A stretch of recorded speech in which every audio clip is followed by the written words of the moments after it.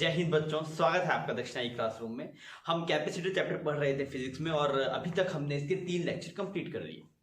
जो last lecture था बच्चों, उसमें आपने नोडल मेथड लगाना सीखा कि भाई साहब नोडल मेथड कैसे लगाते हैं और कैसे उसको इंप्लीमेंट करते हैं। फिर हमने देखा भाई सीरीज पैरेलल कॉम्बिनेशंस कैसे हमने अरेंज किया था। अभी हम शुरू करेंगे इसका लेक्चर 4। लेक्चर 4 की स्टार्टिंग में पहले तो हम कुछ सी इक्विवेलेंट के प्रॉब्लम करेंगे, कुछ बेसिक प्रॉब्लम्स हैं वो करेंगे। फिर उसके बाद में हम बात करेंगे कि आपके पास वो सीरीज पैरेलल मेथड था सर्किट सोल्विंग का, जो आपने रजिस्टर से पढ़ा था, वो हम यहाँ पे यूज करेंगे। और नीट के पॉइंट ऑफ व्यू से ये वाला मेथड, कौन से वाला, series parallel method of circuit solving is most important. तो आप उस वाले मेथड से ढंग से समझिएगा। फिर हम एनर्जी स्टोरिंग कैपेसिटर की बात करेंगे, वो अपने आप में अल्ट्रा इंपॉर्टेंट है, वो बहुत ही इंपॉर्टेंट है, उसके साथ बहुत ज्यादा पूछ जाते हैं। तो नीट वाले बच्चों के लिए आज वाला lecture problem point of view से बहुत इंपॉर्टेंट है बच्चों। तो आप इसे ढंग से पढ़िएगा और ढंग से समझिएगा। फिर भी कोई डाउट आए तो आप मुझे बता सकते हैं, ठीक है बच्चों। आइए अपने कैपेसिटर का लेक्चर 4 शुरू। बच्चों ये सवाल पहले पूछा जा चुका है, ये 2005 में पूछा गया था सवाल, पर उसमें थोड़ा सा अलग फॉर्मेट में पूछा था। मैंने उससे फॉर्मेट अच्छा ही लगा, उससे कम नहीं किया। हमने पूछ लिया भाई साहब हर एक कैपेसिटर के ऊपर कितना चार्ज आएगा, ये आपको बताना है। उसने पूछा था कि 2 कैपेसिटर को उसने पकड़ा और उसने पूछा इन दोनों पे जो चार्जेस है उसका रेशियो क्या है, एक ही बात है। तो आप मुझे इसमें सोल्व करके बताइए भाई साहब कि हर एक कैपेसिटर के ऊपर कितना चार्ज आएगा। ये किसका सवाल है, चलो एक बार खुद सोचिए, फिर आप डिस्कस करके देखिए इसको।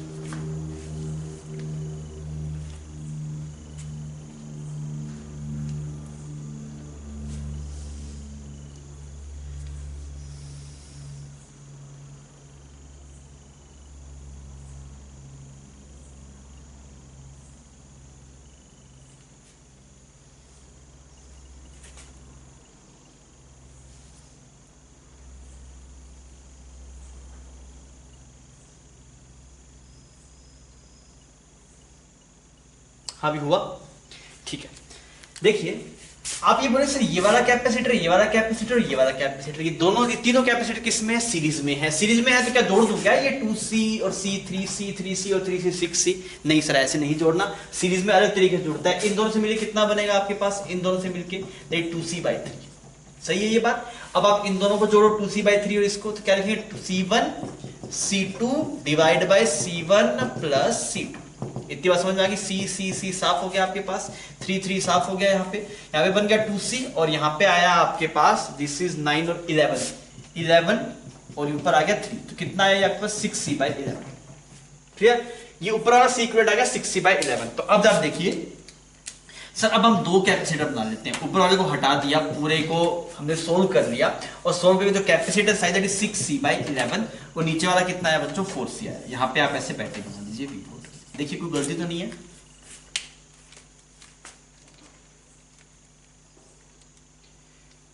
ठीक है, ऊपर बन गया आपके पास 2C और नीचे 9 और 2 11। ठीक है, ऐसा आ गया बच्चों। ठीक, अब यार अब कहानी खत्म है, अब कोई दिक्कत ही नहीं है यार। इस पे पोटेंशियल डिफरेंस इसको 0 मान लो, इसको V मान लो, इसको 0 मान लो, तो यार V बन जाएगा। सही बात है ना, ये यहाँ पे 0 तो यहाँ पे V आ गया। सिमिलरली आपने लिख दिया। अच्छा, इस पे चार्ज आएगा वो कितना आ जाएगा, 4CV। इस पे चार्ज आएगा कितना है, 6CV/11। खत्म होगी बात। इसका मतलब अगर इसके इक्विवेलेंट पे 6C/11 आया है तो ये तीनों सीरीज में है आपके पास। अगर तीनों सीरीज में है तो इस पे भी 6CV/11 आएगा, इस पे भी 6CV/11 आएगा, इस पे भी 6CV/11 आएगा। मेरी बात समझ में आ रही है? क्योंकि ये तो सीरीज में है ना दोस्त। अगर इनके इक्विवेलेंट पे जितना चार्ज आएगा, जैसे मान लीजिए कैपेसिटर है आपके पास ऐसे ना, इसका आपने एक सी इक्विवेलेंट बनाया, तो आप क्या बोलते हैं, इस पे क्यू, तो इस पे भी क्यू, और इस पे भी क्यू, और इक्विवेलेंट पे भी क्यू। तो जितना इक्विवेलेंट पे आया उतना ही इसके हर एक पे आएगा आपके पास। क्लियर है? तो इसका जवाब आ गया, आपको हर एक कैपेसिटर के ऊपर चार्ज मिल गया। तो सिंपल सा सवाल था, आप इसे इजीली कर सकते थे। पर ये बात समझ लो ना कि इक्विवेलेंट पे जितना चार्ज आएगा, आप याद कीजिए आपने जब सीरीज पैरेलल कॉम्बिनेशन किया था कैपेसिटर का, तो आपने ऐसे किया था। देखिए डेरिवेशन आपने बोला सर ये C1, ये C2, ये C3, इस पे क्यू, इस पे क्यू, इस पे क्यू। फिर आपने यहाँ पे सी इक्विवेलेंट बनाया था, उस पे भी क्यू बनाया था। तो भाई सी इक्विवेलेंट पे जितना चार्ज होता है वही इंडिविजुअल के ऊपर होता है। तो इसलिए मैंने बोला भाई इस पे 6V/11 है, तो इस पे भी 6V/11, इस पे भी 6CV/11, इस पे भी 6CV/11, और इस पे कितना आ गया आपके पास, इस पे आ गया 4CV। सिंपल सवाल था। ठीक है बच्चों, छापिए। ये भी आपके पास प्रीवियस ईयर का, पर थोड़ा पुराना है, अप्रोक्स 1999 में शायद पूछा गया था। ये सवाल पूछा गया CAB कितना है, आप CAB निकाल के बताइए। हम इस पे चर्चा कर चुके हैं, हमने कंडक्टिविटी में बहुत ढंग से पढ़ा था। तो आप उसी को यूज करते हुए आप यहाँ पे निकाल के बताइए कितना आ रहा है आपके पास, फिर अपने इसको थोड़ा डिस्कस करते हैं। बच्चों ये होना चाहिए ना, ऐसा सेम सवाल हम करंट में कर चुके हैं।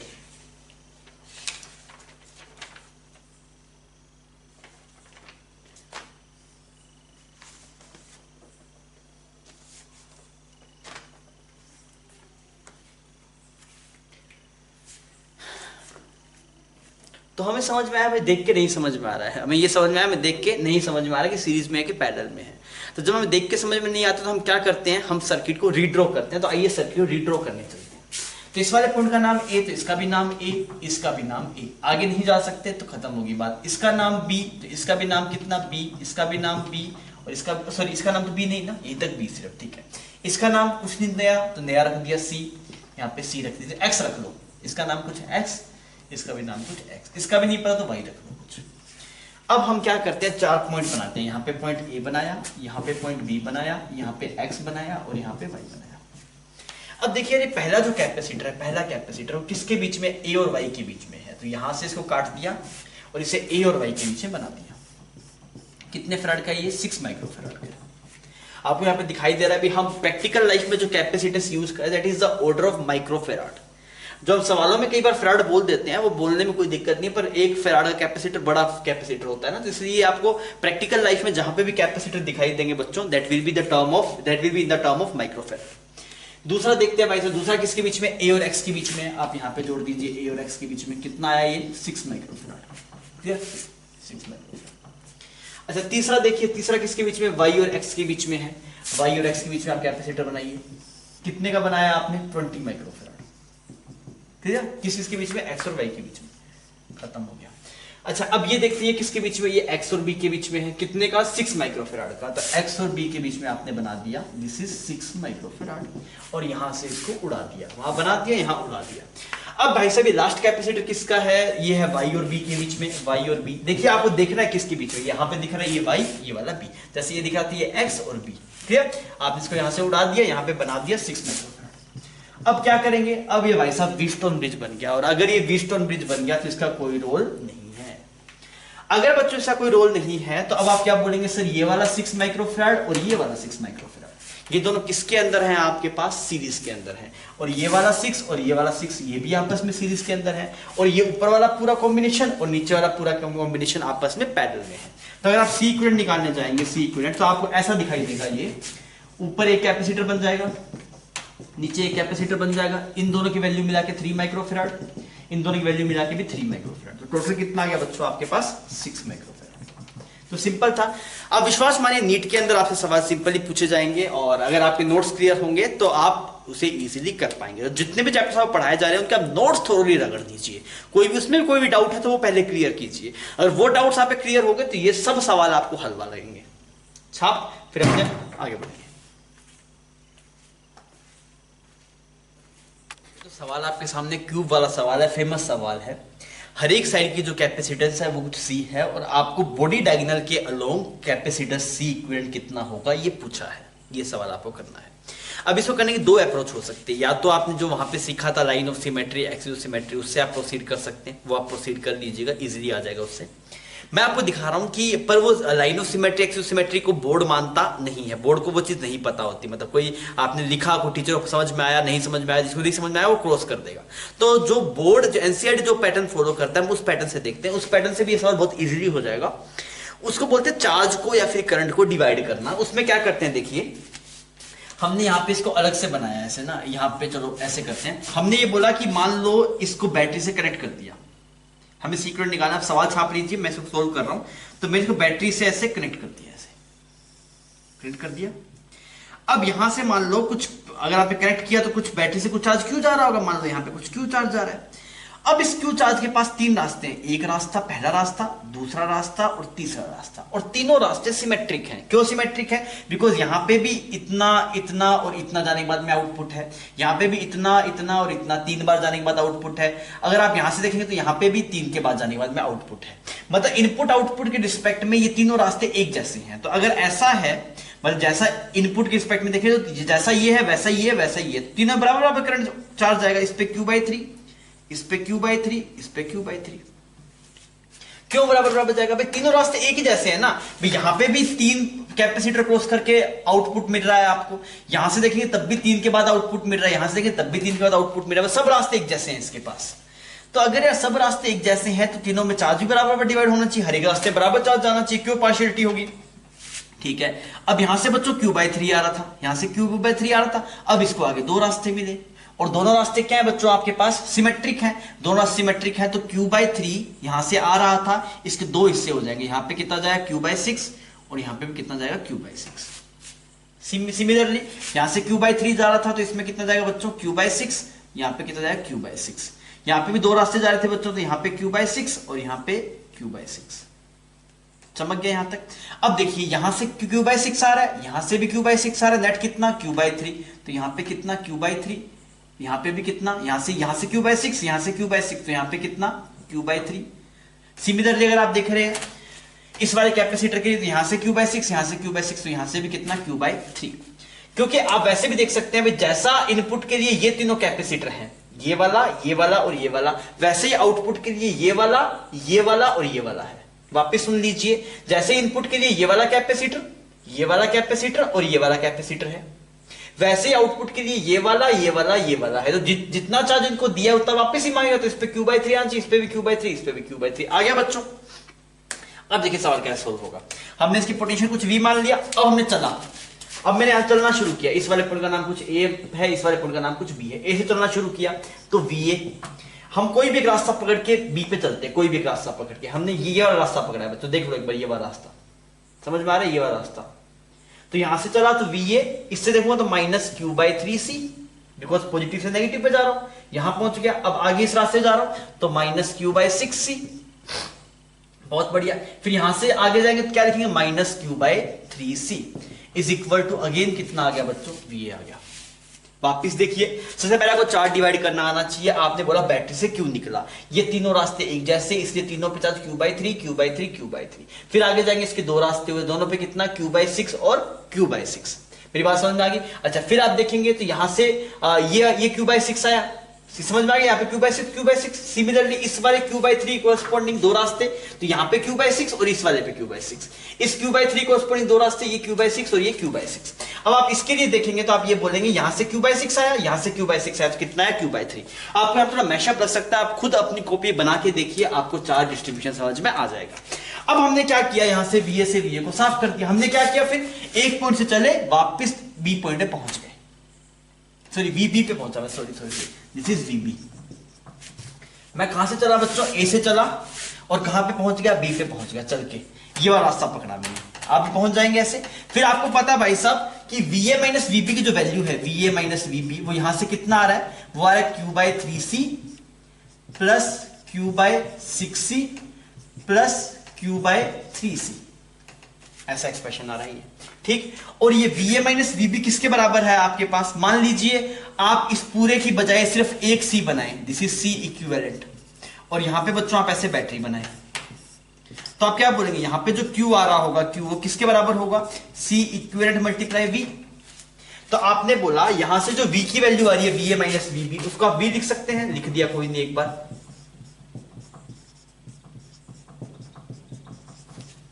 यहां तक सही।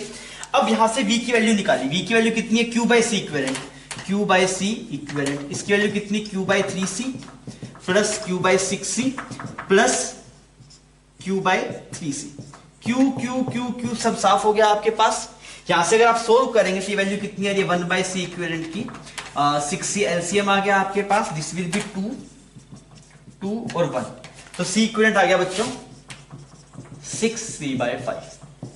बोर्ड इस वाले पैटर्न को फॉलो कर, बोर्ड में अगर कभी सवाल आ जाए तो आपको इसी तरीके से करना है।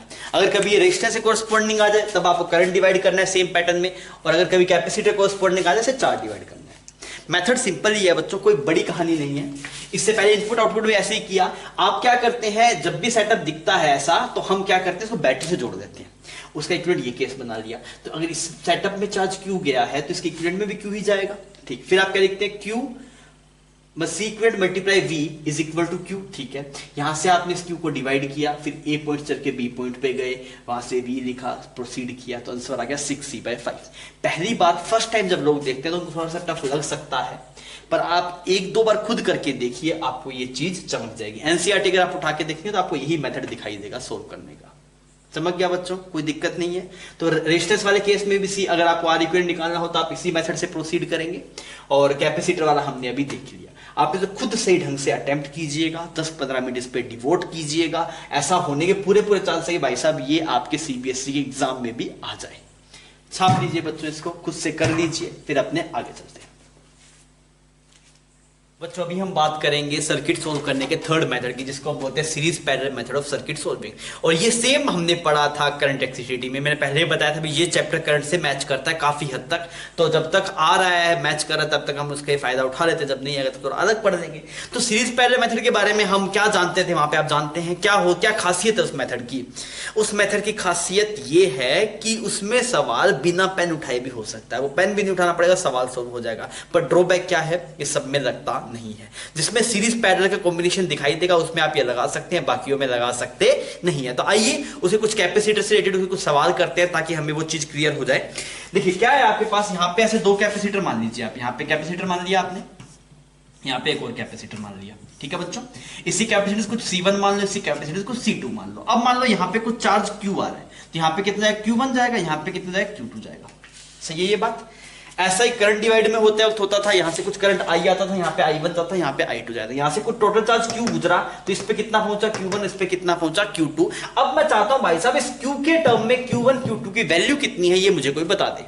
Q के टर्म में Q1 Q2 की वैल्यू। तो मेरा पहली इक्वेशन तो ये है मेरे पास, Q1 plus Q2 is equal to किसके बराबर, Q के बराबर। ठीक। सेकेंड इक्वेशन आप क्या लिखेंगे, Q1 by C1 is equal to Q2 by C2। सही है भाई ये बात, कोई दिक्कत नहीं इसके अंदर। अब हम यार इन दोनों इक्वेशंस का यूज करके, this equation number 1, this equation number 2, इन दोनों इक्वेशंस का यूज करके क्यों ना Q1 Q2 की वैल्यू निकाली जाए। तो आप यहां पे क्या लिखेंगे, आप यहां पे लिखेंगे भाई साहब जो Q1 की वैल्यू है that is Q2 divide by C2 by C1, ये बच्चों वैल्यू है Q1 की, इसमें तो कोई डाउट ही नहीं है। यहां से इस एक्सप्रेशन से निकाला Q2 डिवाइड क्या निकाले, Q1 निकाले ना, हमने उल्टा कर दिया उसमें। यहां पे अगर आप Q1 निकालें तो बच्चों Q1 कितना आ रहा है, Q2 C1 divide by C2। सही, ये वाली वैल्यू बच्चों उठा के यहां पे पुट कर दो, तो यहां से क्या बना, Q2 C1 C2 plus Q2 Q आ गया आपके पास। तो जो Q2 की वैल्यू है यहां say that is C2 divide by C1 plus C2 multiply Q। Similarly अगर आप यहां पे Q1 निकालने जाएंगे तो Q1 की वैल्यू कितनी है कि C1 डिवाइड बाय, इसको यहां कर देता हूं, ये तो आया बच्चों Q2। अगर आप यहां पे Q1 निकालने जाएंगे this will B C1 divide by C1 plus C2 multiply Q। ये रिजल्ट आपको दिमाग में रखना है। अगर आप चाहते हैं सवाल को बिना पेन उठाए करना चाहते हैं तो आपको समझ में आना चाहिए, अगर यहां पे चार्ज Q आ रहा है, सबसे पहले उस चार्ज को किससे डिवाइड करना है, C1 प्लस C2 से। इसमें जो चार्ज जाएगा वो किसके प्रोपोर्शनल, C1 के प्रोपोर्शनल। और इसमें जो चार्ज आएगा बच्चों किसके प्रोपोर्शनल, C2 के प्रोपोर्शनल। रेजिस्टेंस में उल्टा था, रेजिस्टेंस में जो चार्ज था वो जो रेजिस्टेंस में जो करंट था सॉरी, वो इनवर्स रेशियो ऑफ रेजिस्टेंस में जाता था। रेजिस्टेंस वाले केस में जो करंट था वो इनवर्स रेशियो में जाता। आप याद देखिए, आप मतलब थोड़ा ध्यान देंगे तो आपको समझ में आएगा। वहां पे जो I1 था that is R2 divide bye R1 plus R2, R2 divide bye R1 plus R2 multiply I था जो I1 था। और जो I2 था that is R1 divide by R1 plus R2 multiply I। वहां पे अगर आप देखेंगे बच्चों तो I1 ऐसा आया था, I1 is equal to R2 divide by R2 plus R1 multiply I। I2 जो आया था दैट इज R1, जस्ट उल्टा आया था। उसमें जो I2 था वो R2 के प्रोपोर्शनल था, I2 था वो R1 के प्रोपोर्शनल, I1 R2 और I2 R1, मतलब इनवर्स उल्टे रेशो में जाता था वो। यहां पे क्या है, चार्ज भाई सब सेम रेशो में जाता है। Q2 में जो कैसे करेंगे सर, कैसे प्रोसीड करें, चार्ज आए ना उसको आप डिवाइड कर दो, किससे, C1 प्लस C2 से। इसमें किसका बराबर, किसका हिस्सा जाएगा, C1 का, मल्टीप्लाई C1 करना है। इसमें निकालने के लिए क्या करना है, मल्टीप्लाई C2 करना है। समझ गई बच्चों इतनी बात। तो ये तो करंट की बातें थी, इसको भुला यहां पे मिटा देते हैं, कंफ्यूजन ना होता कि। अब आप मुझे फटाफट ये निकाल के बताइए कि अगर कुछ ऐसा सेटअप मैं बनाऊं, यहां पे कुछ आपके पास 5 फेराड है, दिस इज 10 फेराड, यहां पे कुछ Q चार्ज आ रहा है, यहां पे तो इस पे कुछ Q1 आएगा, इस पे कुछ Q2 आएगा। बताओ Q1 की वैल्यू कितनी, और भी बताओ Q1 की वैल्यू कितनी और Q2 की वैल्यू कितनी। ये दोनों वैल्यू आप मुझे निकाल के बताओ बच्चों। अगर आप ये सीख गए ना तब आप आगे और सवाल ओरली कर सकते हैं, पर इसमें अगर आप फंसे रहे तो भाई नहीं हो पाएगा। अरे इसको रगड़ देगा, आसान है। क्या करेगा सर? सबसे पहले क्यू को कितने हिस्से में तोड़ो? C1 प्लस C2, तो कितना बन गया? 10 प्लस 5 15। अच्छा इसमें कौन सा हिस्सा जाएगा? इसके प्रोपोर्शनल, मल्टीप्लाई 5। Q2 के लिए क्या करो? Q को कितने हिस्से में तोड़ो? 10 प्लस 5 में। अच्छा इसमें किसके बराबर जाएगा? इसके बराबर जाएगा 10। तो यहां पे कितना आया? 5Q डिवाइड बाई 15, और यहां पे कितना है बच्चों? 10Q divide by 15। चमक गया। रेजिस्टेंस में थोड़ा उल्टा हुआ करता था। अगर ये रेजिस्टेंस वाली बात होती तो यहां पे 5 की बजाय 10 आता है, यहां पे 10 की बजाय 5 आता है। उसकी हम प्रैक्टिस वहां पे कर चुके थे। छाप लीजिए बच्चों, इसी की हेल्प से हम अब आगे इसके सवाल सोल्व करेंगे। छापिए। बेसिक सवाल से शुरू कर रहे हैं। आपको इसमें बताना है कि हर एक कैपेसिटर पे कितना चार्ज आएगा, पर आपको पेन नहीं उठाना, बिना पेन उठाए ये करना है। करके बताइए फटाफट।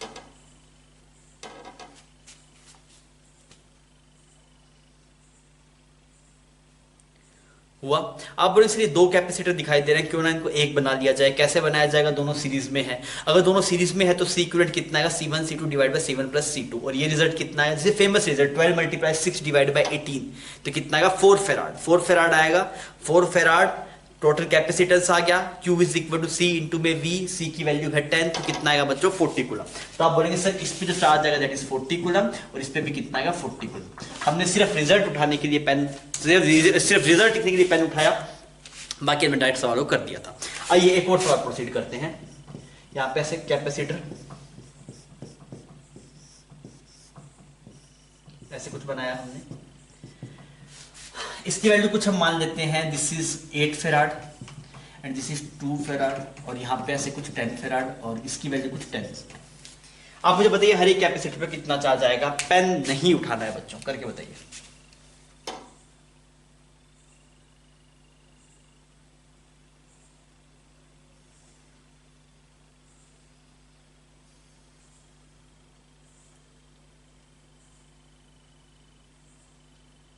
हाँ भी हो गया।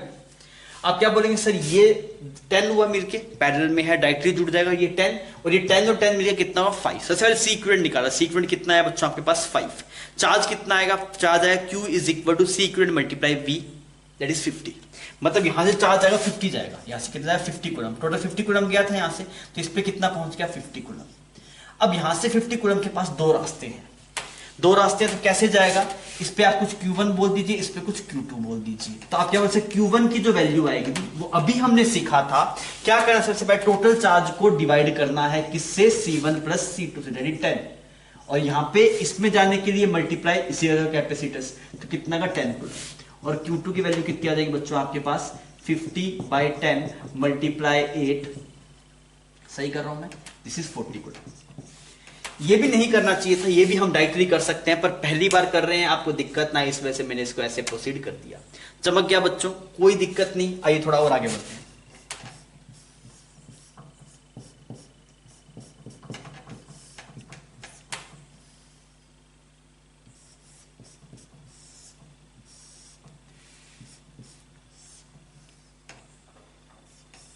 दिस इज ऐसे कुछ रिजल्ट मान लेते हैं, ऐसा कुछ सर्किट है।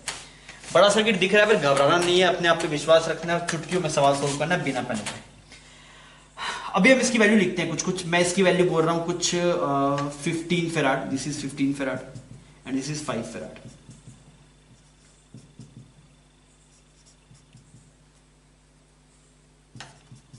And this is 10 volt. आप मुझे सोल्व करके बताइए भाई साहब कि हर एक कैपेसिटर पे कितना चार्ज आएगा, ये आपको सोल्व करके बताना है। कोशिश कीजिए पेन मत उठाइए, बिना पेन उठाए करके बताइए।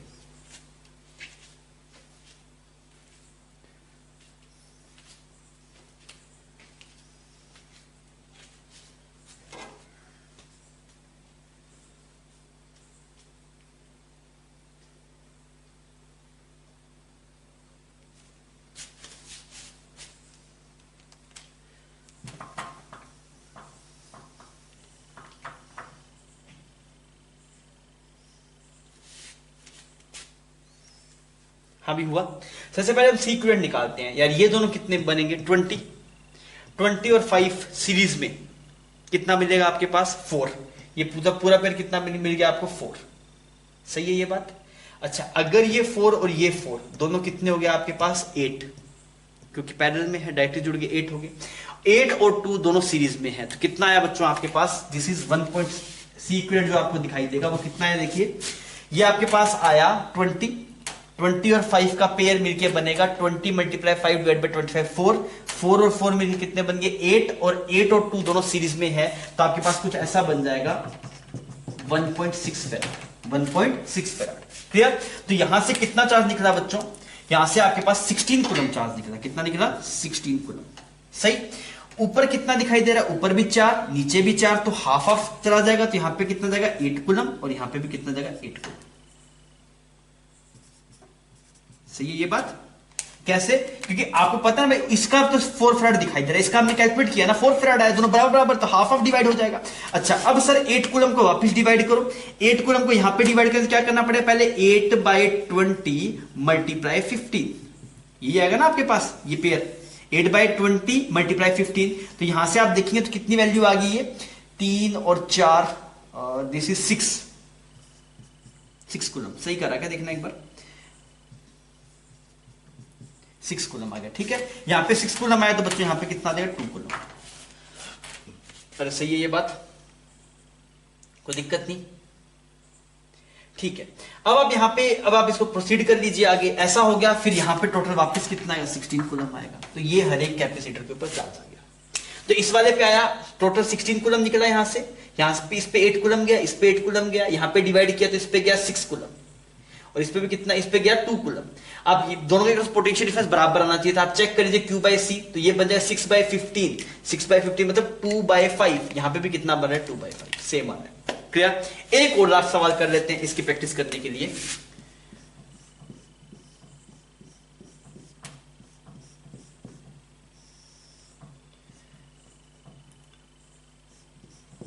ऐसा कुछ मान लेते हैं ना,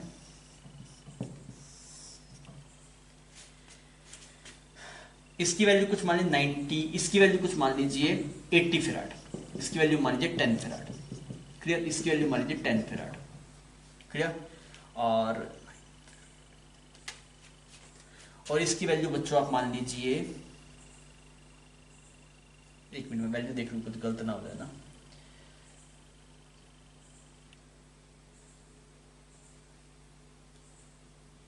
इसकी वैल्यू आप मान लीजिए 9 फैराड। This is 10 volt. आप बताइए हर एक कैपेसिटर के ऊपर कितना चार्ज आएगा, ये आप निकाल के बताइए। अब आप ये कर देना, ये लास्ट सवाल है, इसका हम सीरीज पैरेलल का सवाल तो नहीं करने वाले, इसको मिटा रहा हूं बच्चों ना।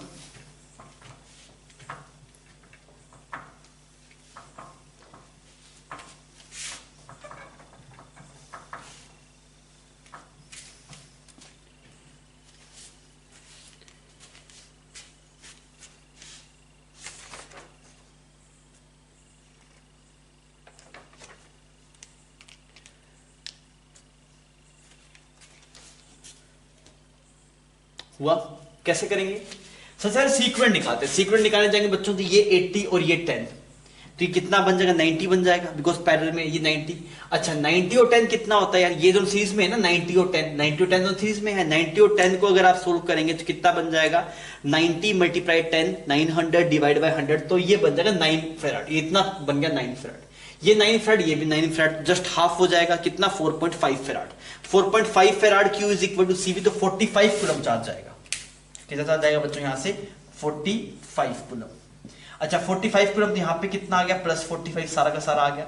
अब यहां पे 45 जा था, पर इसको दो हिस्से में डिवाइड होना पड़ेगा, तो यहां पे जो वैल्यू आएगी that is 45 divide by C1 plus C2, 90 हो गया आपके पास, और मल्टीप्लाई 80 आ गया, तो कितना है बच्चों, यहां पे जो टोटल वैल्यू है दिस इज 40 कूलम, और यहां पे 40 कूलम, तो यहां पे कितने की 5 कूलम। डन? चेक करिए पोटेंशियल डिफरेंस बराबर आ रहा है क्या, Q/C हाफ आया, Q/C हाफ आया। सही है ये बात। अब यहां पे चलेंगे तो कितना आएगा, प्लस 45 कूलम। कितने लोगों का सही था भाई, ये कितने लोगों का सही था, बढ़िया। तो यार ये समझ में आ जाना चाहिए आपको। और आप देखें बेसिक एग्जाम जैसे नीट में अगर आप देखें तो आपको इसी तरीके का सवाल दिखाई देगा, सिंपल सवाल दिखाई देता है, तो आपको ये प्रैक्टिस होनी चाहिए आपकी अच्छे ढंग से। जेई कभी कभी पूछ लेता है इसके बारे में, या फिर आपको क्या होगा कि कोई बड़े सर्किट में इसका यूज हो जाएगा कहीं ना कहीं पे। एक और सवाल करते हैं, एक और चीज मुझे दिमाग में आई है वो करवाता हूं मैंने करंट में ये चीज बताई थी आपको, पर वापस कुछ लोग गलती ना कर बैठे इसलिए सवाल मैं दे रहा हूं आपको यहां पे। भाई साहब इतना बड़ा सेटअप है, इतना बड़ा सेटअप है, आपको बोला गया भाई साहब यहां पे जो वैल्यू है आपके पास, दिस इज, आप मान लीजिए this is 20 farad, this is 5 farad, this is 10 farad, okay, and this is मान लीजिए दिस इज 10 फेराड, और ये वाला भी कुछ 10 फेराड मान लीजिए, और ये वाला कुछ 20 फेराड मान लीजिए, और इसकी वैल्यू कुछ है 10 वोल्ट। आपसे पूछा गया find out charge on each capacitor, ये सवाल करके बताइए आप, find out charge on each capacitor, ये हमारा सवाल है इसके अंदर।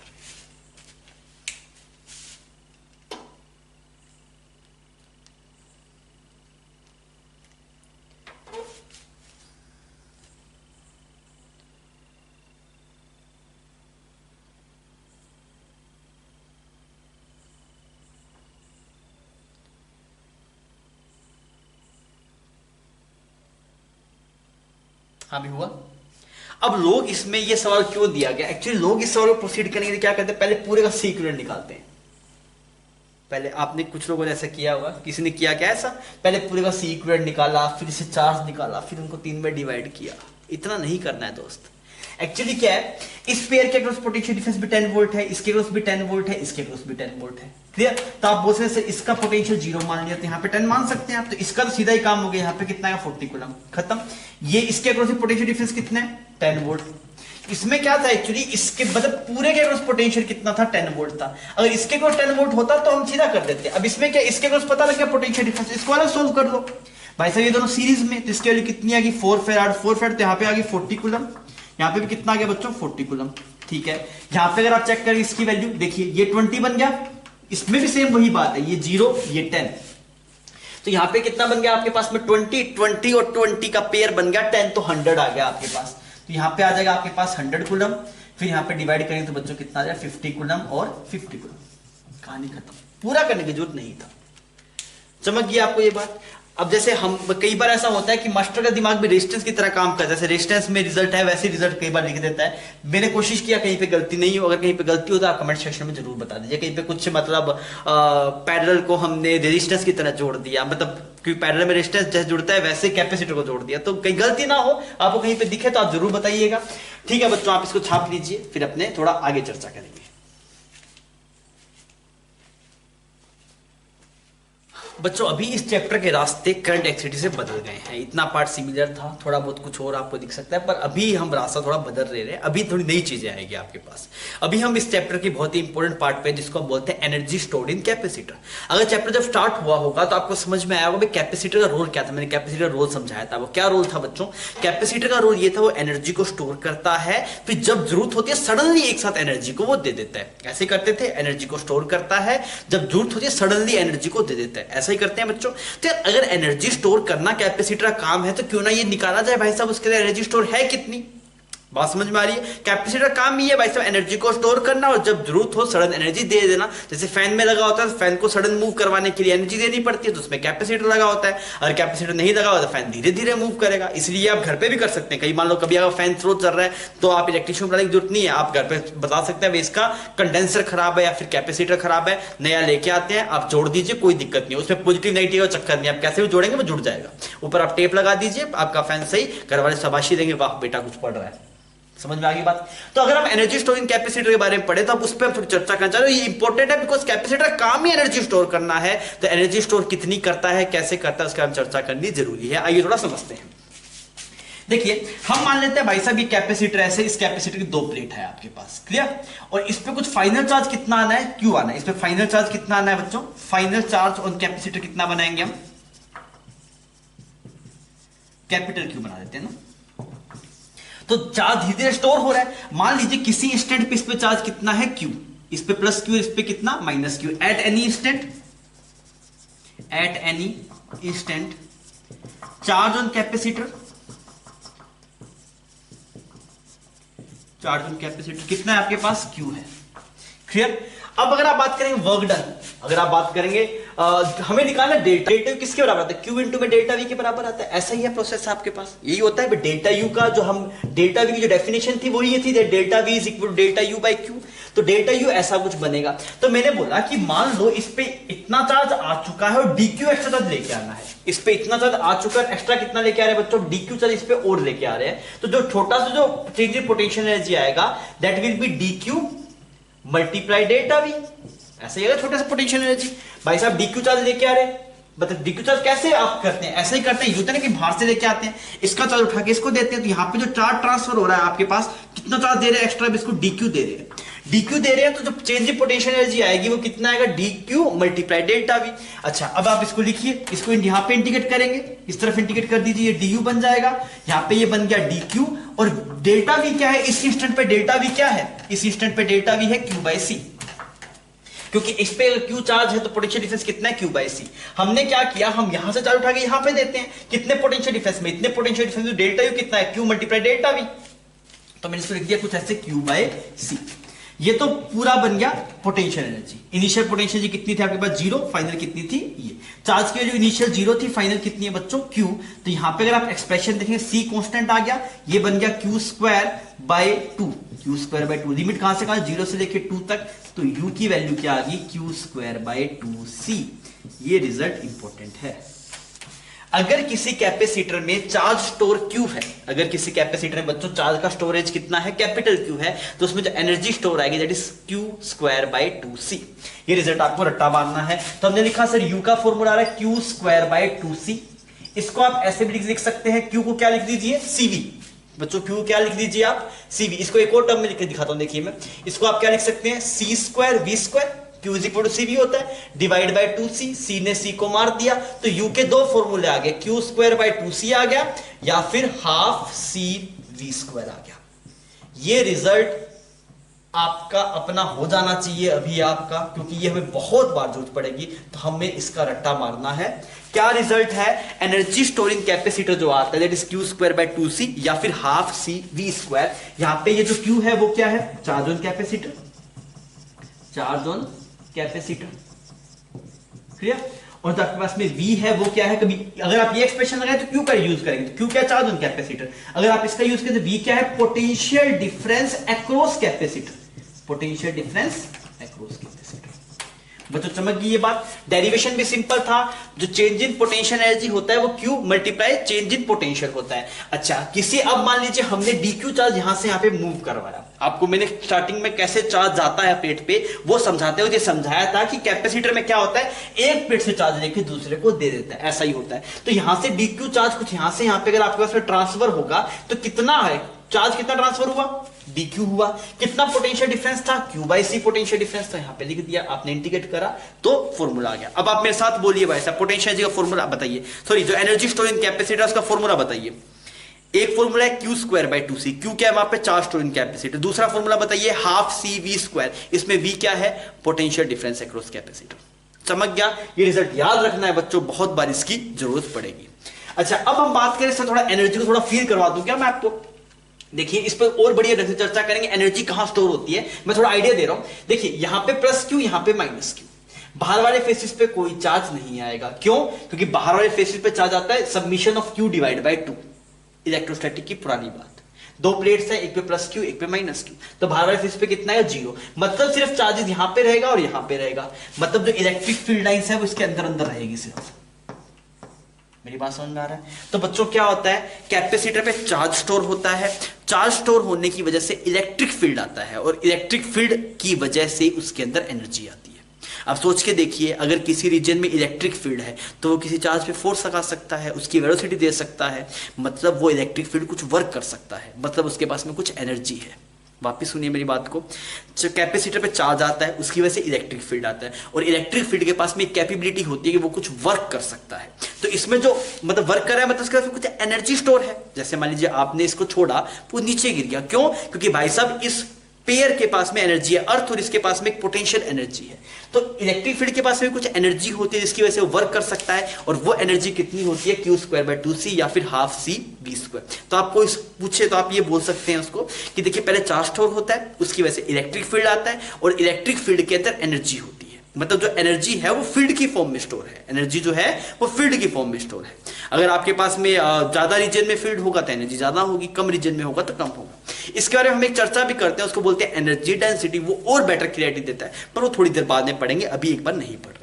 क्लियर? ये चीज इंपॉर्टेंट है। रिजल्ट एनर्जी का Q²/2c या फिर हाफ सी V²। छापिए बच्चों, फिर आगे बढ़ते हैं। बच्चों ये एक मिसलेनियस टॉपिक है और इंपॉर्टेंट टॉपिक है। मिसलेनियस है, इंपॉर्टेंट है, आप इस टॉपिक को सही ढंग से देखेंगे और इंपॉर्टेंट मार्क कर लीजिएगा।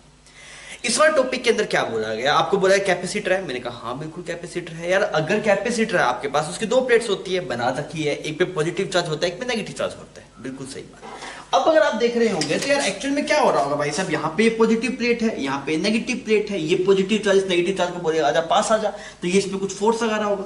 सही बात है। और ये भी इस पे कुछ फोर्स लगा रहा होगा। मतलब both plates of capacitor, both plates of capacitor are attracting each other,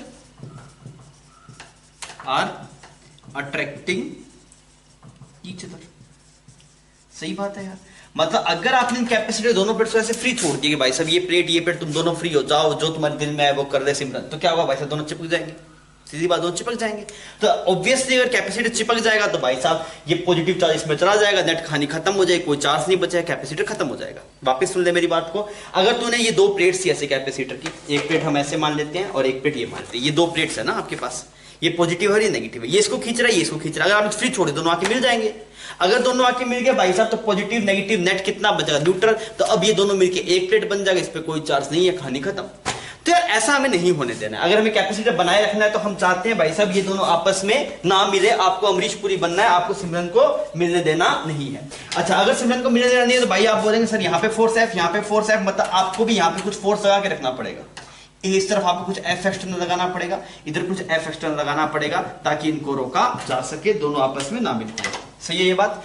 अब यार इनको रोकने के लिए, भाई रोक तो मैं दूंगा, पहले मुझे ये तो बताओ भाई साहब फोर्स कितना चाहिए। तो वही हम निकालने जा रहे हैं कि भाई साहब कैपेसिटर की एक प्लेट दूसरी प्लेट के ऊपर कितना फोर्स लगाती है, ये कैलकुलेशन अभी हमें करनी है। समझ में आ गई बच्चों क्या निकालने जा रहे हैं? ये वाली प्लेट इस वाली प्लेट पे कितना फोर्स लगाती है, ये हमें देखना है। तो हम कैसे करते हैं? सिंपल सा टास्क है यार। अगर हमने इलेक्ट्रोस्टैटिक्स से ढंग से पढ़ा होगा, उसमें कोई बेईमानी नहीं की होगी, तो हम ये इजीली निकाल सकते हैं। तो मैं क्या बोलूंगा, EFI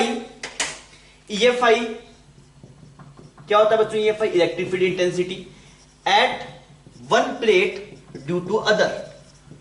EFI at one plate due to other.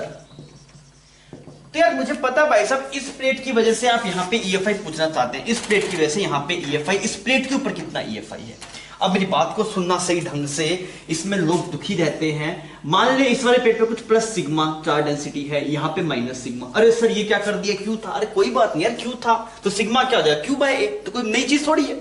ठीक, अगर मैं पूछूं भाई साहब इसके अंदर नेट EFI कितना, नेट EFI तो कितना आएगा सर? इस तरफ आएगा, कितना आएगा? सिग्मा बाय, सॉरी डायरेक्शन इस तरफ आएगा, कितना? Sigma by epsilon not. ये क्या है बच्चों इसके अंदर? This is net EFI, this is net EFI, net EFI। हमें नेट नहीं चाहिए, हमें ये चाहिए भाई साहब इस प्लेट की वजह से यहां पे कितना EFI आ रहा होगा। तो आप बोलेंगे सर नेट EFI में दोनों का कंट्रीब्यूशन है, किस किस का? इसका भी कंट्रीब्यूशन है, इसका भी कंट्रीब्यूशन है। आप याद कीजिए इलेक्ट्रोस्टैटिक में मैंने आपको जब प्लेट्स पढ़ा रहा था तो पहले बताया था, अगर एक प्लेट पे चार्ज हो, एक प्लेट पे चार्ज हो तो उसकी वजह से EFI आता है sigma bye 2 epsilon not. Clear? अब यहां पे नेट ऐसे क्यों आ जा रहा है, देख मैं तो दिखाता हूं। यहां पे प्लस सिग्मा है, यहां पे माइनस सिग्मा है। इस वाली प्लेट की वजह से, इस वाली प्लेट की वजह से जो EFI है, रंग बदल देता हूं, इसको माइनस सिग्मा कर देता हूं ताकि समझ पाए। तो इसकी वजह से जो EFI आ रहा है वो यहां पे आ रहा होगा, that is sigma bye 2 epsilon not. इस वाली प्लेट की वजह से ये, और इस वाली प्लेट की वजह से बच्चों देख रहे हैं तो वो कितना आ रहा है, इधर ही आ रहा है, that is sigma bye 2 epsilon naught. तो नेट कितना आ रहा है, E net, that is sigma by epsilon naught. तो यहां पे जो नेट EFI है उसमें दोनों का कंट्रीब्यूशन है। पर सवाल समझिए, सवाल ये नहीं पूछ रहा भाई साहब नेट कितना है, सवाल ये पूछ रहा है इस वाली प्लेट पे, इस वाली प्लेट की वजह से EFI कितना होगा। तो एक प्लेट की वजह से यहां पे पूछा ना, एक प्लेट की वजह से यहां पे EFI, तो वो आएगा सिग्मा बाय 2 एप्सिलॉन नॉट। विश्वास मानिए लोगों के इसी में तोते गोल हो जाते हैं, लोग इसी में उलझ जाते हैं, sir sigma by epsilon not क्यों नहीं लिया, सिग्मा बाय 2 एप्सिलॉन नॉट क्यों लिया? क्योंकि दोस्त यहां पे जो नेट EFI है वो है सिग्मा बाय एप्सिलॉन। किस किस की वजह से? इसकी वजह से और इसकी वजह से मिला के। आप ये पूछ रहे हैं कि भाई साहब इस प्लेट की वजह से इस प्लेट पे कितना फोर्स लग रहा है, तो हमें क्या करना पड़ेगा, इस वाली प्लेट की वजह से यहाँ पे EFI देखना पड़ेगा। तो सिर्फ इस वाली प्लेट की वजह से जो EFI है that is sigma by 2 epsilon not. Net sigma by epsilon not इस वजह से हो पा रहा है बिकॉज इसकी वजह से सिग्मा बाई 2 एप्सिलॉन नॉट, इसकी वजह से sigma by 2 epsilon not, net कितना हो गया सिग्मा बाई एप्सिलॉन नॉट। मेरी बात समझ में आ गई। तो एक प्लेट की वजह से यहाँ पे जो EFI है वो कितना है सिग्मा बाई एप्सिलॉन नॉट। अब अगर आप बात करेंगे फोर्स की, फोर्स बताओ तो अब कहानी खत्म होगी भाई साहब। फोर्स कितना आता है आपके पास, EFI multiply charge, EFI multiply charge. तो अब देखो मैं करके दिखाता हूं इसको, this will become sigma by 2 epsilon not. और चार्ज कितना है बच्चों आपके पास, चार्ज बता सकते हैं मुझे, हाँ इस पे चार्ज कितना होगा, दैट इज सिग्मा और ए, यही है चार्ज, कोई दिक्कत नहीं है इसके अंदर। इस पे जी चार्ज कितना है, यहाँ पे हमने माइनस सिग्मा लिखा है मान लीजिए, इसको सिग्मा ही बोल देता हूँ यहाँ पे। ये किसके बराबर होगा, आप यहाँ पे जो सिग्मा है प्लस सिग्मा, यहाँ पे कुछ माइनस सिग्मा, तो प्लस सिग्मा की वैल्यू कितनी है Q by A, sigma is equal to Q by A. लिख सकता हूं ऐसा, क्लियर। फोर्स की डायरेक्शन किस तरफ आएगी, दोनों एक दूसरे को अट्रैक्ट कर रहा है। तो ये टर्म बन गया आपके पास sigma square by 2 epsilon naught A, ये बन गया फोर्स। ये आंसर है आपके पास में। अगर पूछा है चार्ज की फॉर्म में, तो चार्ज की फॉर्म में आप इसको सिग्मा की फॉर्म में लिख दिया। चार्ज की फॉर्म में निकालने जाएंगे तो बच्चों क्या बन जाएगा, ये Q square divide by 2a epsilon not. Sigma क्या लिखेंगे क्यू बाई ए, तो Q square by A square बनेगा, एक ए से वो एक से साफ हो जाएगा, तो ये फोर्स आ गया। ये रिजल्ट याद रखिएगा बच्चों, ये रिजल्ट याद नहीं रखना, आप चीज समझ लीजिए, रिजल्ट याद रखने की कोई जरूरत नहीं है, मुझे भी याद नहीं और आपको भी याद करने की जरूरत नहीं है। आप पर आप समझ में आना चाहिए कैसे किया। यहां पे खतरा है, हमें जो यहाँ पे EFI दिया है, खतरा मेंशन कर लो क्या, हेयर वी यूज EFI कितना लिया है हमने, EFI कितना लिया sigma by 2 epsilon not. Net नहीं चाहिए हमें सिर्फ ये चाहिए इस वाली प्लेट की वजह से यहाँ पे कितना EFI है। चमक गया बच्चों, कोई दिक्कत नहीं। तो आप थोड़ा 2-4 मिनट इसकी वीडियो के बंद रुकिएगा, इसको सही ढंग से अपने हिसाब से छापिएगा। मतलब पहले क्वेश्चन रफ कॉपी में खुद बना के देखिए आपका फोर्स ये आ रहा है कि नहीं आ रहा। इस चीज को दिमाग में जो कंफ्यूजन आता है इसका वो अभी क्लियर कर लीजिए कि भाई हमने जो EFI यूज किया वो sigma by epsilon not use नहीं किया, हमने क्या किया sigma by 2 epsilon not, because वो तो इसकी वजह से इसकी वजह से मिला के है। पर हम पूछ रहे हैं इसकी वजह से इस पे कितना फोर्स लग रहा है, तो इसकी वजह से जो इस पे फोर्स लग रहा होगा इसकी EFI की वजह से लग रहा होगा ना, खुद की EFI की वजह थोड़ी लग रहा होगा। तो सिर्फ इस एक प्लेट की वजह से जो EFI होगा हर एक पॉइंट पे that will B sigma bye 2 epsilon not. I hope आपको समझ गई होगी। ये कंसेप्ट बच्चों मिसलेनियस है और इंपॉर्टेंट है। यहाँ पे चांद तारे बना लो आराम से, बढ़िया सुंदर चांद, 4 स्टार 5 स्टार जो भी आपको अच्छा लगे आप बना लो, छाप ले। आगे बढ़ते हैं बच्चों, अभी हम बात करेंगे एनर्जी डेंसिटी की, और ये अपने आप में अल्ट्रा इंपॉर्टेंट है। इंपॉर्टेंट नहीं है, क्या है, अल्ट्रा इंपॉर्टेंट। इसका सवाल आ गया ना, इसका सवाल मान लीजिए आ गया, तो इसके अलावा कोई और मतलब सवाल बनना बहुत मुश्किल हो जाएगा या फिर बहुत ज्यादा लेंथी हो जाएगा। तो और कुछ कुछ सवाल तो ऐसे यूनिक है जो इससे सोल्व होंगे, इसके अलावा आप सोल्व भी नहीं कर सकते उनको। मैं आपको दिखाऊंगा कई कई सवाल, अगर आपको पता नहीं होता आपको सवाल की हवा भी नहीं रहेगी कैसे करना है वो सवाल। तो आप पहले तो एनर्जी डेंसिटी मैं बताया तो एक्सप्रेशन आता है, ये एक्चुअली इलेक्ट्रोस्टैटिक में भी पढ़ देना चाहिए था, लोग इलेक्ट्रोस्टैटिक में पढ़ देते हैं, पर वहां पे समझा पाना आसान नहीं है। यहाँ पे मैं समझा सकता हूँ इजीली, इस वजह से मैंने इसको कैपेसिटर में उठाया है। इसका जो एक्सप्रेशन आता है du by dv that is half epsilon not e square, अभी नया है आपके लिए, बिल्कुल एक एक पोस्टमार्टम करूंगा, एक एक चीज समझाऊंगा भी ऐसा क्यों आता है, क्यों हमने सोचा, सब चीजों की बात करेंगे। पहले हम टर्म का नाम समझते हैं, एनर्जी डेंसिटी। जैसे था mass density that is mass पर यूनिट वॉल्यूम, एनर्जी डेंसिटी मतलब एनर्जी पर यूनिट वॉल्यूम। तो यहां पे हम बात करेंगे किसकी बात करेंगे, एनर्जी पर यूनिट वॉल्यूम। हम बात करेंगे यहां पे एनर्जी पर यूनिट वॉल्यूम।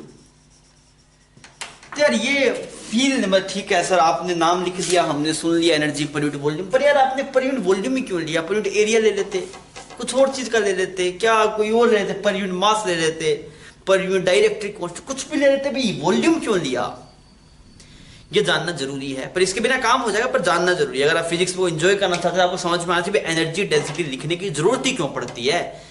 जब आपके इसमें एनर्जी थी तो पर यूनिट वॉल्यूम उसकी क्या जरूरत है, क्यों इसकी वैल्यू है, मतलब क्यों ये अच्छी टर्म अपने आप में इंपॉर्टेंट है, मैं आपको थोड़ा समझाने की कोशिश करता हूं। मैं चाहूं रिजल्ट, तो रिजल्ट मैं इतनी सी देर में यहाँ पे ड्राइव कर सकता हूँ फटाफट, आप बोलेंगे ठीक है, मैं बोलूंगा ठीक है चलो आगे बढ़ते हैं, पर मजा नहीं आएगा।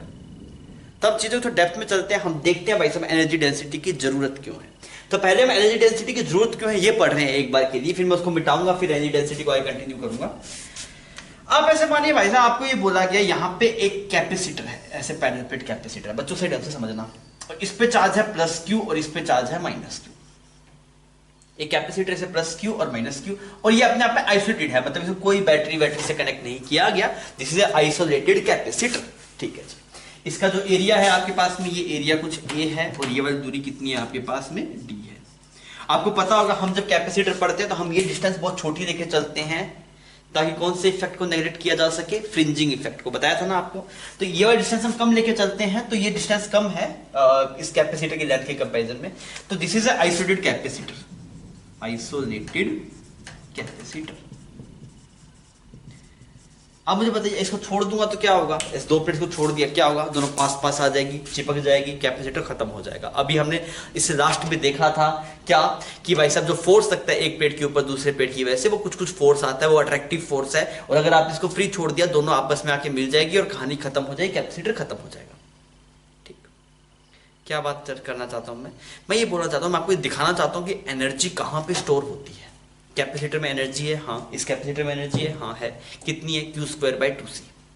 C की वैल्यू कैसे निकाल सकते हैं, इसकी C की वैल्यू निकाल सकते हैं। यहाँ पे कैपेसिटेंस कितना आएगा, कैपेसिटेंस नहीं गिवन, A गिवन है, D गिवन है, अंदर एयर गिवन है आपको, तो क्या लिखेंगे, capacitance A ε0/D।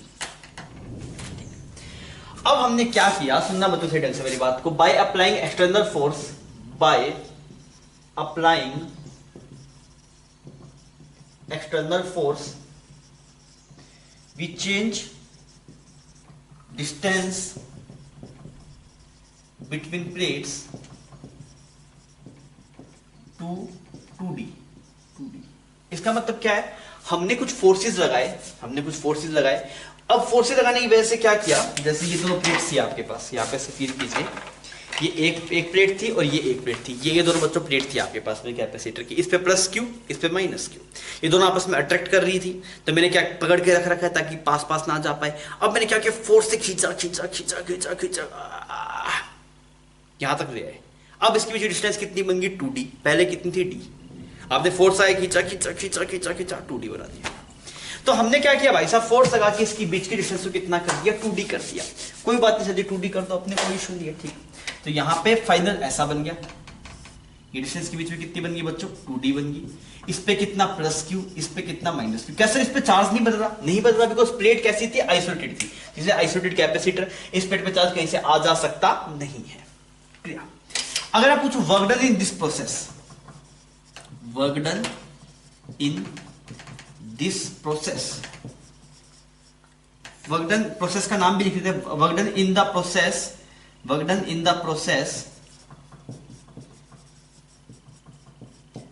Work in the process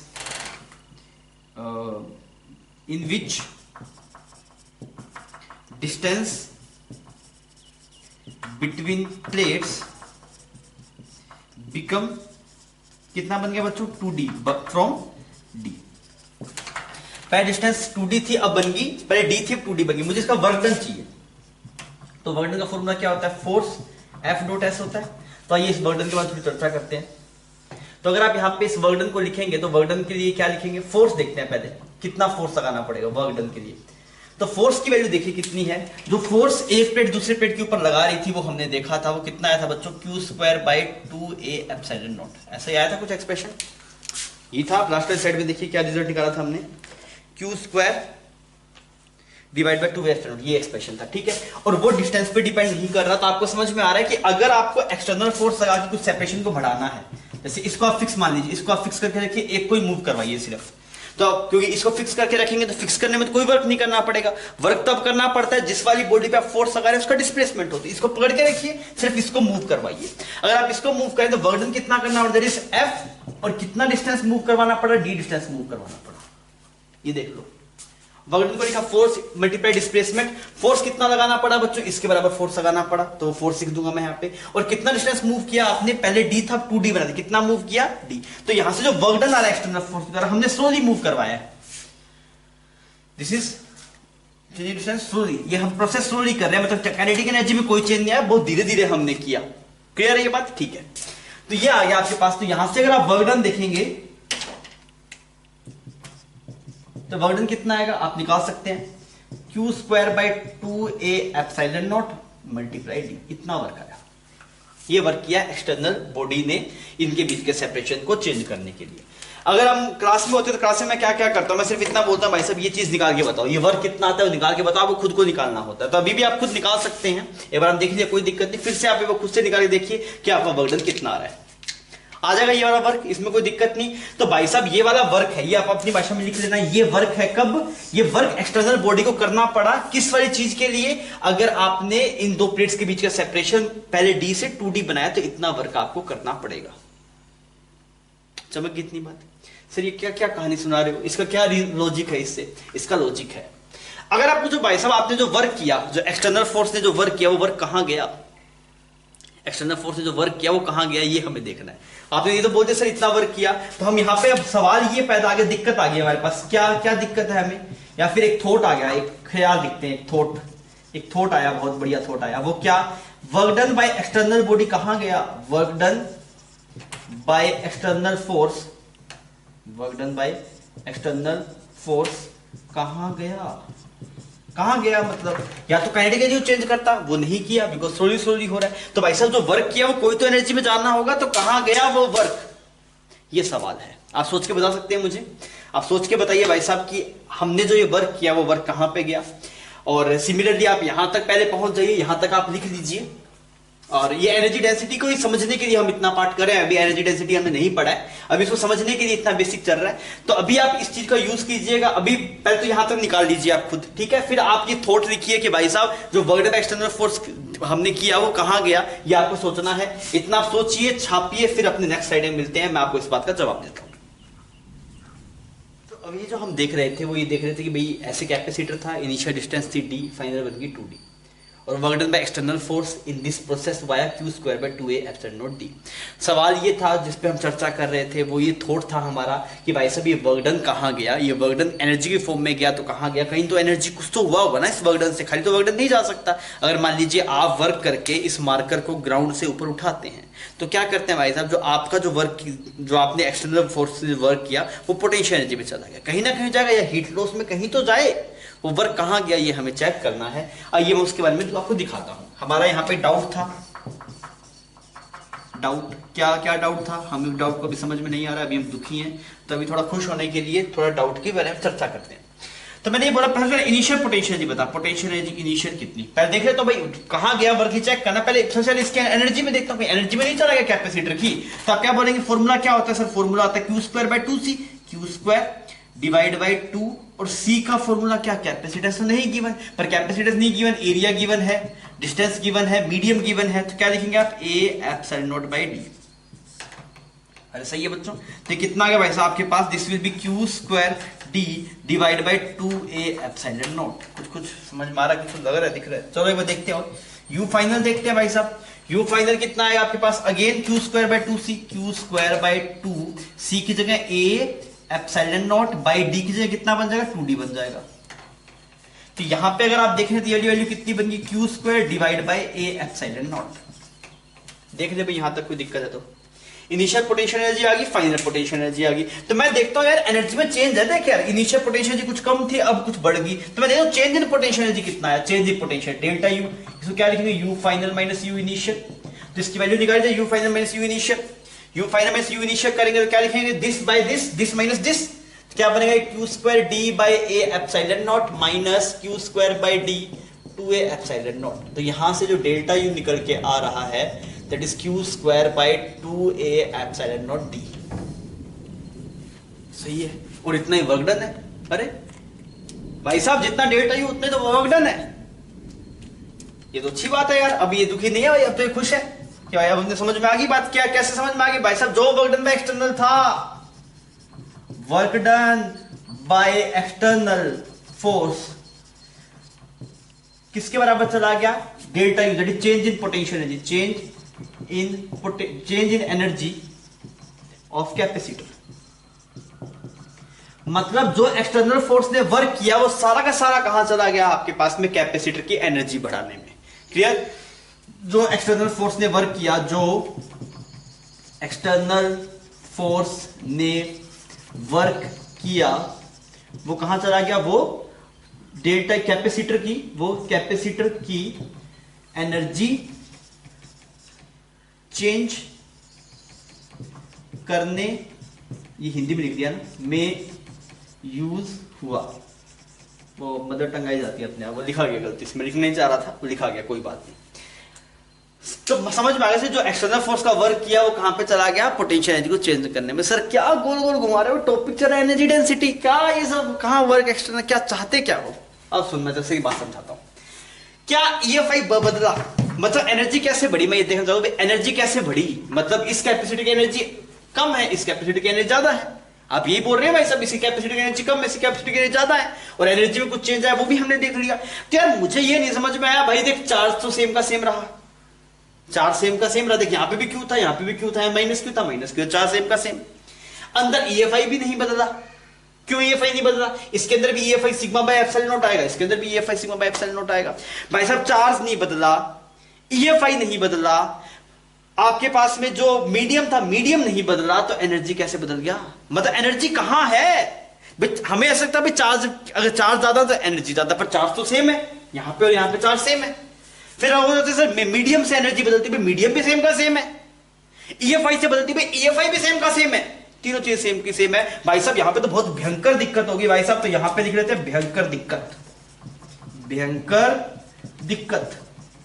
क्या क्या यह दिक्कत आ गई, भयंकर दिक्कत? भाई साहब दिक्कत यह है कि दोनों कैपेसिटर में, इन बोथ कैपेसिटर, क्या क्या same, in both capacitor, in both capacitor क्या क्या सेम, Q इज सेम,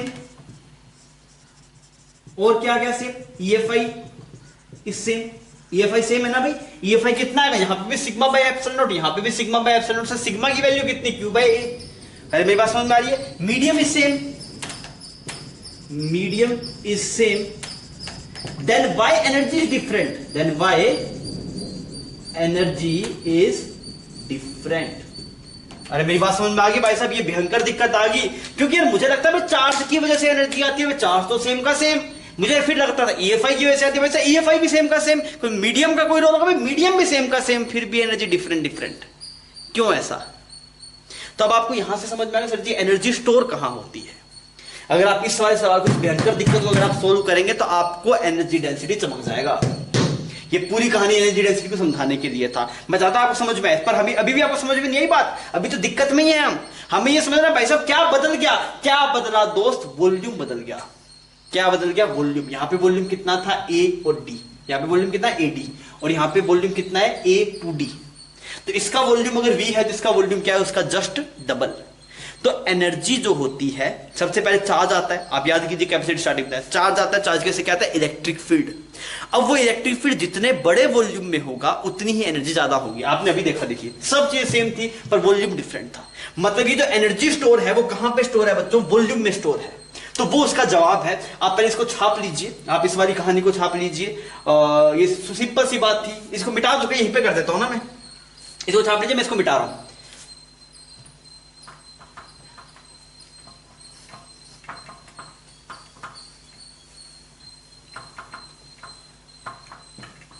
हाँ भी सुनो, तो यहां पे क्या क्या डिफरेंट है, तो हमने यहां पे लिख दिया but here volume is different, but here volume is different. अब ये उस भयंकर दिक्कत का जवाब आ रहा है, ये उसके जवाब में है, दिस इज जवाब, बट वॉल्यूम इज डिफरेंट। तो होता क्या एक्चुअली, सुनिए मेरी बात। यहां पे आपके पास में पहले वाला कैपेसिटी कुछ ऐसा दिखाया था, यहां पे प्लस क्यू था, यहां पे कुछ माइनस क्यू था, ये सेपरेशन कुछ डी था। तो इस पे ऐसे कुछ positive positive positive positive positive charge, यहां पे नेगेटिव नेगेटिव नेगेटिव, ये नेगेटिव चार्ज, ठीक।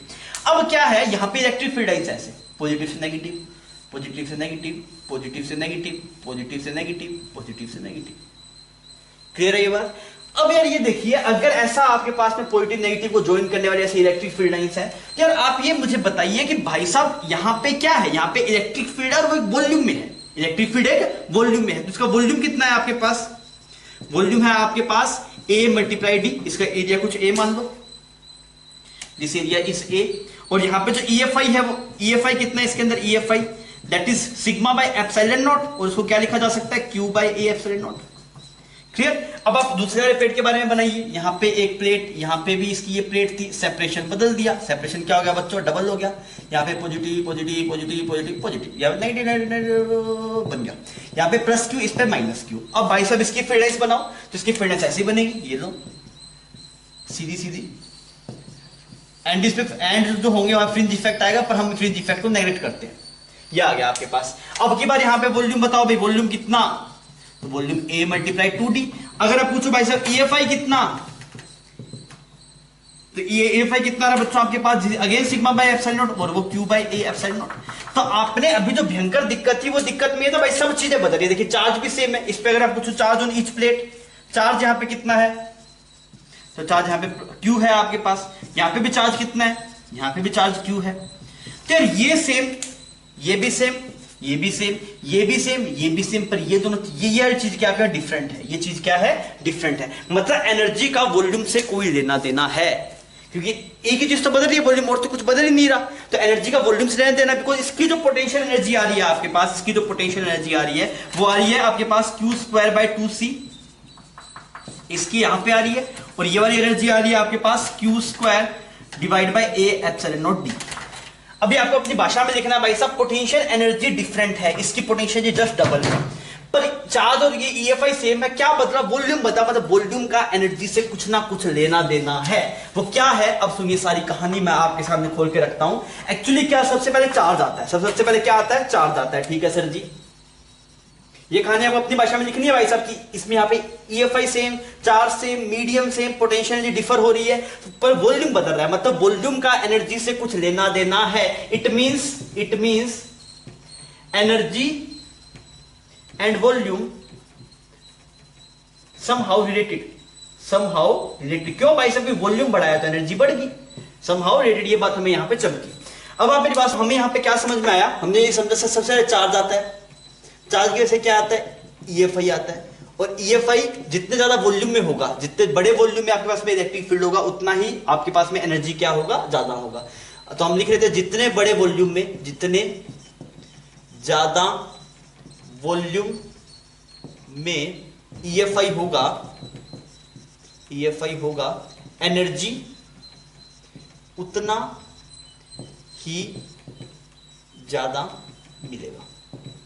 तो एनर्जी जो आपके पास में स्टोर है वो इलेक्ट्रिक फील्ड की फॉर्म में स्टोर है और वॉल्यूम में स्टोर है। अगर वॉल्यूम ज्यादा होगा और इलेक्ट्रिक फील्ड, जैसे इन दोनों में इलेक्ट्रिक फील्ड की वैल्यू सेम थी, पर इसका वॉल्यूम ज्यादा था, तो इसकी एनर्जी बच्चों क्या होगी, ज्यादा होगी। अब आपको चीजें चमक गई होगी भाई साहब कि एनर्जी और वॉल्यूम आपस में लिंक्ड है, एनर्जी और वॉल्यूम आपके पास में लिंक्ड है। अगर आपके पास में इलेक्ट्रिक फील्ड ज्यादा बड़े वॉल्यूम में होगा तो एनर्जी ज्यादा होगी, अगर आपके पास में इलेक्ट्रिक फील्ड कम छोटे वॉल्यूम में स्टोर होगा तो आपके पास में एनर्जी कम होगी। तो अब आइए मैं उसका एक्सप्रेशन लिख के दिखाता हूं आपको। अभी हम निकालने जा रहे हैं energy density, that is energy per unit volume. तो अगर मैं चाहता तो सीधा यहीं से भी शुरुआत कर सकता था, पर उसमें फिर आपको फील नहीं आती भाई साहब कि एनर्जी और वॉल्यूम आपस में लिंक ही क्यों है। तो बच्चों मैं इस यहां पे हम बात करते हैं एनर्जी पर यूनिट वॉल्यूम। यहां पे निकालता हूं मैं एनर्जी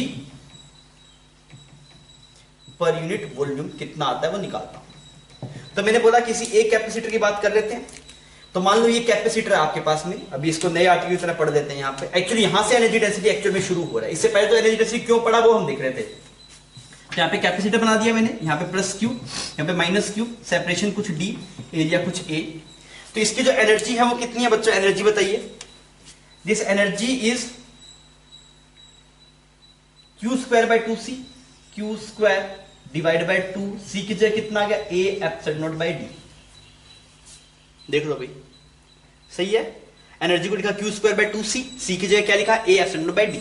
वॉल्यूम को लिखते हैं, वॉल्यूम कितना आएगा आपके पास, वॉल्यूम आएगा A और D। इसका वॉल्यूम कितना है, A और D। अच्छा इसको थोड़ा और समझते हैं, तो ये वाली टर्म को लिखा जा सकता है, Q को क्या लिखा जा सकता है, sigma square A square, Q को sigma square A square, D नीचे क्या आ गया आपके पास 2 epsilon not A square D। A square ने इसको मार दिया, इसने इसको मार दिया, ठीक है, सही है ये बात, ठीक है।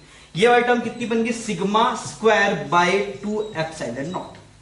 अच्छा अगर आप यहां पे देखेंगे, अगर आप इसमें ऊपर नीचे, अभी मैं चाहता हूं कि EFI की टर्म में रिजल्ट बन जाए, तो इसके अंदर जो EFI है वो EFI कितना, सिग्मा बाय एप्सिलॉन नॉट।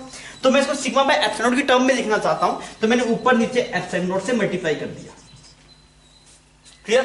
तो यहां पे अगर आप देखेंगे तो du बाय dv जो एनर्जी पर यूनिट वॉल्यूम आया वो कितना आया, हाफ, ये रहा हाफ। ये क्या बन गया बच्चों आपके पास में, this is sigma by epsilon not का स्क्वायर, और यहां पे एप्सिलॉन नॉट, और सिग्मा बाय एप्सिलॉन नॉट क्या आपके पास में EFI, तो ये रिजल्ट कितना आ गया, half epsilon not E square. तो यहां से जो आपके पास में du/dv आया, du/dv that is half epsilon naught E square. किसी भी छोटे से वॉल्यूम के अंदर जो एनर्जी स्टोर होगी, किसी भी छोटे से वॉल्यूम के अंदर जो एनर्जी स्टोर होगी वो कितनी होगी, half epsilon naught E square. यहां पे जो आपके पास में ई है वो क्या है, EFI। वो क्या है, EFI at that point, at that volume. उस वॉल्यूम में जो EFI है दैट इज E, और एप्सिलॉन नॉट आपको पता ही है that is permittivity of free space. तो अगर मैं चाहता यहीं से शुरू कर सकता था, पर मैं समझाना चाहता था, इस वजह से मैंने पूरी कहानी बताई आपको। इस रिजल्ट का बच्चों रट्टा मारना है, और ये बहुत ही इंपॉर्टेंट टर्म है। This is called as energy density, this is called as energy density. Energy density क्यों लिखा हमने, बिकॉज ये एनर्जी पर यूनिट वॉल्यूम है। This is energy per unit volume. तो बच्चों एनर्जी पर यूनिट वॉल्यूम क्या आ रहा है आपके पास, that is half epsilon naught E square. इस बात का रट्टा मार लीजिए, क्या आ रहा है भाई साहब, जो आपके पास में एनर्जी डेंसिटी है that is half epsilon naught E square. E क्या है आपके पास, जिसकी चीज की आप बात कर रहे हैं, मतलब जिस भी पॉइंट पे आप वॉल्यूम का जो एलिमेंट है, जिस भी वॉल्यूम के लिए आप एनर्जी निकाल रहे हैं, वहां पे जो EFI होगा वो है आपके पास में E। छाप लीजिए, ये मेन कहानी था, इसको समझाना था। इसको समझाने के लिए हमने ये सब बातें करी। छापिए बच्चों, फिर आगे बढ़ते हैं।